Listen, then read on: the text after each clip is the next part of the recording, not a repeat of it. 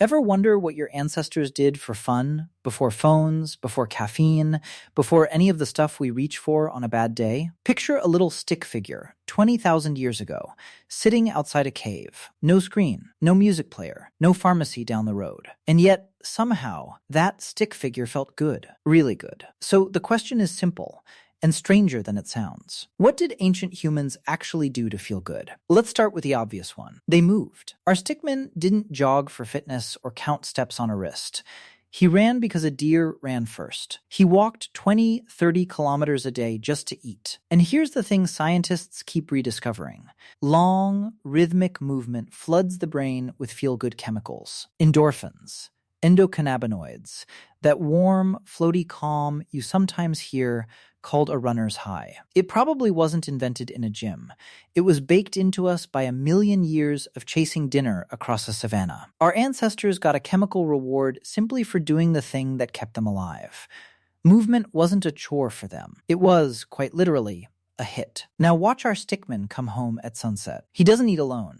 He sits in a circle with other stick figures around a fire. And this circle, might be the single most powerful mood machine our species ever built. Because humans are wired to feel good in the presence of people we trust. When you're close to someone you feel safe with, your brain releases oxytocin, a chemical that lowers stress and deepens that sense of belonging. Grooming, hugging, sitting shoulder to shoulder, sharing food from the same kill, every one of those was a tiny deposit into a feeling of safety. For most of human history, feeling good and being with your people were almost the same sentence. And around that fire, something else happened. They talked, but not the way we scroll headlines. Anthropologists who studied modern hunter-gatherer groups noticed that daytime conversation was mostly practical.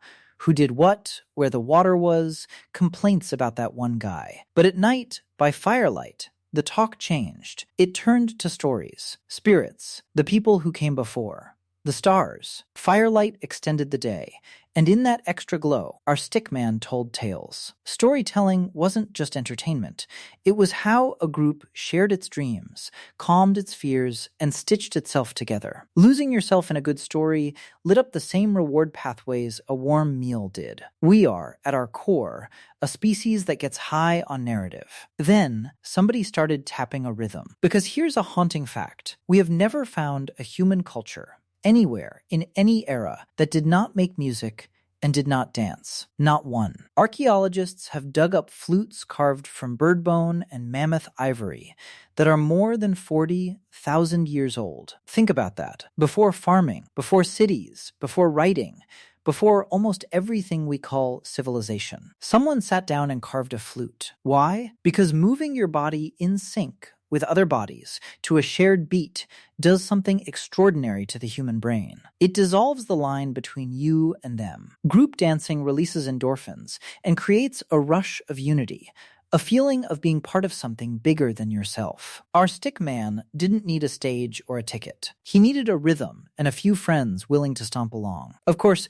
it wasn't all fire and flutes. Sometimes our ancestors reached for shortcuts, the same way we might. There's solid evidence that ancient humans ate honey wherever they could find it, climbing dangerous cliffs and braving swarms of bees for that intense hit of sweetness. Sugar was rare and precious, and the brain rewarded them hugely for finding it. That craving you feel for dessert? It's an ancient survival instinct that used to be a genuine victory. They also, in many places, found fermentation. Overripe fruit naturally produces a little alcohol, and some researchers think our taste for it goes back to a time when finding fermented fruit meant finding safe, energy-rich calories. Later, deliberate brewing may have been one of the very reasons people settled down. And across countless cultures, people used plants, certain leaves, roots, and mushrooms in careful, sacred, communal ways. Not casually. Usually wrapped in ritual, guided by an elder, tied to meaning. Pleasure, for them, was rarely separated from purpose. And that word, purpose,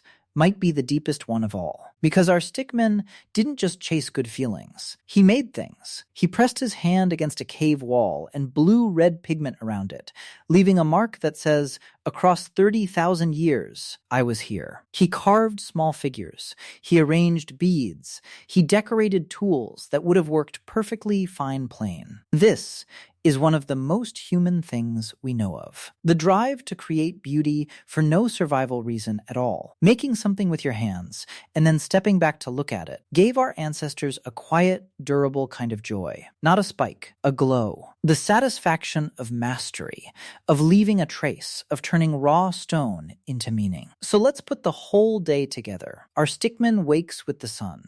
No alarm ripping him from sleep. Just light and the sounds of his group. He moves his body hard, out in the open air, and his brain thanks him for it. He eats real food he worked to get. He sits in the sun. He fixes a tool and feels the small pride of it. As dusk falls, he gathers close to people he'd die for, shares a meal from a common source, and feels that warm chemical wave of belonging. Then the fire crackles up. Someone starts a rhythm. A story unspools into the dark. And for a while, the whole group moves and laughs and sings as one body under an unpolluted sky thick with stars. Notice what's missing. Nothing on that list is a product. Nothing was bought. Feeling good, for almost all of human history, wasn't something you consumed. It was something you did, together, out in the world. Sunlight, movement, touch, food, music, story, making things. Belonging, every single one is still sitting inside your brain right now, waiting. The exact same wiring our stickman carried. And maybe that's the quiet lesson,